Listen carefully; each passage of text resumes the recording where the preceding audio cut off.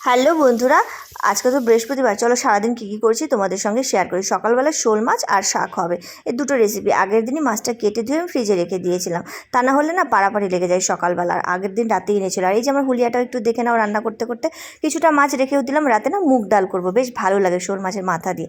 তো যাই হোক, মাছটাকে রসুন পেঁয়াজ দিয়ে মাখা মাখা করে করেছি। আর শাকটাকে না ওই যে নামানোর আগে চালের গুঁড়ো দিয়ে যে নামায়, পিঠালু বলে অনেকে, ঘন্টও বলে, আর মাথা কাটা ফাটা দিয়ে এগুলো করেছি আর কি শাকটাকে।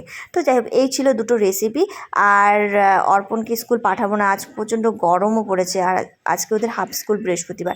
বাপি খাওয়া দাওয়া করে বেরিয়ে গেছে, আর আমি পুজোটা করেছি অর্পণ স্নান টান করে ঠাকুর ঘরে এসে নম করতে। আর এই যে দুটো নাইটি পাশের বাড়ি এক দিভাইয়ের কাছ থেকে আনলাম, ও বিক্রি করে।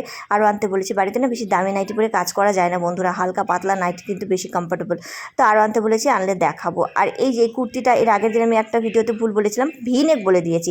ভি নেক তো আমার ফেভারিট বন্ধুরা, আর এই পান নেকটা আমার একদমই ভালো লাগে না।